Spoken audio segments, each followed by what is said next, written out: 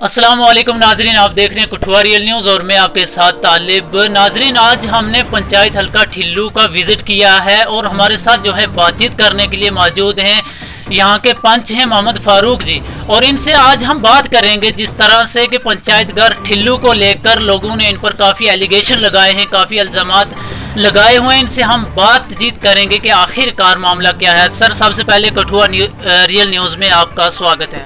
शुक्रिया तालिब जी। पंच साहब, आप ये बात बताइए कि जिस तरह से हम देख रहे हैं कि सोशल मीडिया पर जो है कि ये एक न्यूज़ मतलब वायरल हो रही है कि पंचायत घर को लेकर कि पंचायत घर का जो मसला है इसमें जो है जो मेंबर हैं, जो सरपंच हैं, इन्होंने मिलकर बहुत बड़ा घोटाला कर दिया। तो इसके बारे में आपका क्या ख्याल है, आपका क्या कहना है? देखो जी, पंचायत घर के लिए हमने पिछले साल में 7,30,000 रुपया दिया था। पंचायत घर के प्लान में रखा था, पंचायत घर के लिए प्लान में रखा हुआ था। और बात यह है कि आज सरकार अगर जो काम 2-2.5 लाख से ऊपर होगा तो उसके टेंडर करवाए जाते हैं। तो यहाँ हमारे ठिल्लू पंचायत के ही लड़के ठेकेदार थे, जो उन्होंने एक लड़के ने टेंडर डाला, तो वो टेंडर डाला उसने 4,95,000 पे। तो बाद में जाके उसने जब ग्राउंड पे देखा तो काम नहीं कर पाता था, तो उसने पैसा भी लैप्स करवा दिया, हमारा पंचायत का नुकसान करवा दिया और काम भी नहीं कर पाया। तो इसी तरह से लोगों का साफ तौर पर यह भी कहना है कि अगर एक ठेकेदार ने अगर काम जो लिया हुआ था वहाँ पर काम भी नहीं किया और काम ना करने की वजह से जो है पंचायत का जो है पूरी पंचायत का नुकसान कर दिया है। तो इसमें आप क्या समझते हैं, क्या वाकई पंचायत का नुकसान हुआ या नहीं हुआ? देखो जी, पंचायत के पैसे का तो नुकसान करवा दिया उसने, लेकिन बात यह है कि ये गवर्नमेंट का रूल्स है, ज़ाब्ता है। जब टेंडर डाला तो हम उसमें पंचायत वाले लोग क्या कर सकते थे? हमारा काम था पंचायत घर के लिए पैसा देना, वरना हमारा ये काम थोड़ा था कि हम उसको काम भी हम करके देते। काम तो किसी ठेकेदार ही ने करना था वो। तो जब ठेकेदार की गलती है, बाद में उस ठेकेदार का काट भी जो है वो भी डिफार हो गया और मतलब है काम तो पैसा लैप्स तो करवा दिया, नुकसान हमारा हो गया पंचायत घर का।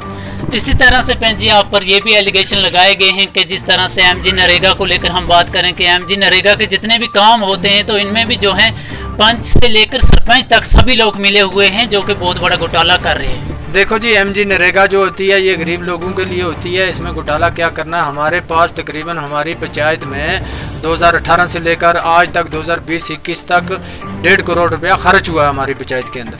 तो उसमें से 1,32,00,000 रुपया जो है वो गरीब लोगों के अकाउंटों में गया है और शीटों में गया है वो पैसा।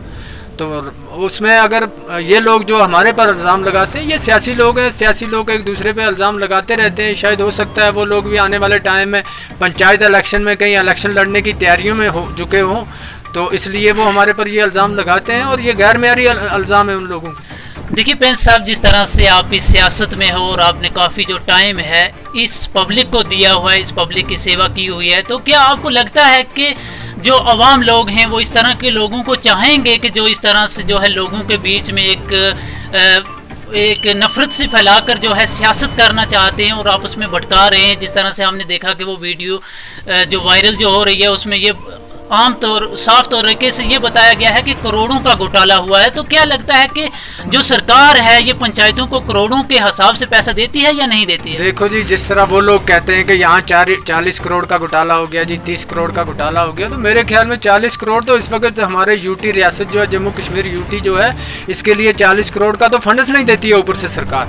तो फिर एक ठिल्लू पंचायत के लिए कहाँ इतना फंड्स होता? क्योंकि हमारा जो पैसा था पहले, जो बजट हमारे पास आता था, उसमें से हमारे पास इस वक्त कुछ पैसा डीडीसी में चला गया, कुछ बीडीसी में चला गया, तो हमारे पास तकरीबन 40-50 लाख रुपया साल का फंड्स आता है। इसके साथ साथ लोगों का ये भी कहना है कि एक गरीब आदमी है वो क्या करेगा, दिहाड़ी लगाएगा, एमजी नरेगा में लगाएगा। तो उनका साफ तौर पर यह भी कहना है कि अगर हम काम करते हैं, हम मिसाल के तौर पर एक शख्स काम करता है, उसको उसकी उजरत नहीं मिलती है, उसके इसमें जो दूसरा है जो घर में बैठा हुआ है तो वो उसका पैसा ले जाता है। तो ये क्या मामला है, इसके बारे में देखो जी, इसके बारे में ये बात है, ऐसे नहीं हुआ हमारी पंचायत के अंदर, ऐसा काम आज तक हुआ ही नहीं कि काम कोई करेगा तो हाजिरी किसी की लगेगी शीट में, वो नहीं हो सकता, ना हमने आज तक किया, क्योंकि हमने भी अल्लाह के सामने कोई जवाब देना होता है हमारे। हाँ, एक बात ज़रूर हुई कि जिस आदमी को हमने काम दिया उस घर के दूसरे आदमी को हमने साथ में या तीसरे को भी एडजस्ट करके शीट में दे दिया। वो दिया इसलिए कि अगर हम एक आदमी को दिहाड़ी लगाएंगे, उसको 200 रुपया दिहाड़ी से उसका वक्त टाइम पास नहीं हो सकता।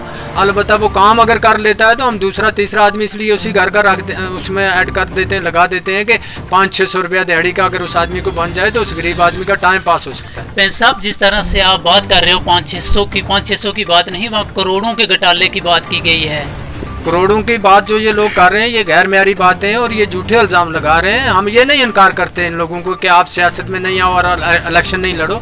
अगर इन लोगों ने जब इलेक्शन की तैयारी हुई तो इलेक्शन बेशक ये लोग लड़े, लेकिन सच्चाई पे मुबनी होता है। इनको सच्चाई पे जो बात करनी चाहिए लोग बहुत अच्छी तरह जानते हैं, वोटर लोग जो हैं वो अच्छी तरह जानते हैं। उन्होंने बिल्कुल समझ सोच के ये फैसले लिए होते हैं और वो आज भी उन्होंने पीछे भी समझ सोच के फैसले लिए, आगे भी अच्छी तरह समझ सोच कर वो लोग फैसला लेंगे। वैसा अगर हमारी ये जो वीडियो क्लिप है ये वो लोग देखें जिन्होंने आप पर एलिगेशन लगाया है, तो उनके लिए आपका खास मैसेज क्या रहेगा? मैं उनको ये कहना चाहता हूँ, आप झूठे मतलब इल्ज़ाम और गैर म्यारी बातें मत करो। इन ये बातें करने से आपको कुछ नहीं हासिल होगा। हाँ, ये बात है कि ये MG नरेगा जो है ये गरीब आदमी के लिए है, ये उस आदमी के लिए जो दिहाड़ी लाता है, ये उस आदमी के लिए नहीं जो खड़पेंच बन के खड़ा हो गया। अगर हमें ये दाड़े दिखा दे कि हम ऐसे ये इल्ज़ाम घोटाले के लगा के इन लोगों को हरासमेंट करेंगे और हमें पैसे मिलेंगे, वैसी बात नहीं है। ये MG नरेगा जो है ये गवर्नमेंट ने, महात्मा गांधी ने उन गरीब लोगों के लिए रखी है जो गरीब लोग दिहाड़ी लगाते हैं और काम करते हैं और उनको मिलेगा पैसा।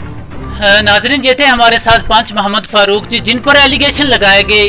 उन्होंने इसके जवाब में क्या कहा वो आप वीडियो में देख सकते हैं और अपना जो अजहार है कमेंट बॉक्स में कर सकते हैं। तो इनका साफ तौर पर ये कहना है कि जो शख्स काम करेगा उसको उसकी उजरत ज़रूर मिलेगी। और इस तरह से जो है ये जो इल्ज़ामात जो लगाए गए हैं ये रियलिटी क्या है ये ग्राउंड में आने के बाद ही पता चलती है। इस तरह से अफवाहें फैलाने से हमेशा आप भी दूर रहिए। शुक्रिया।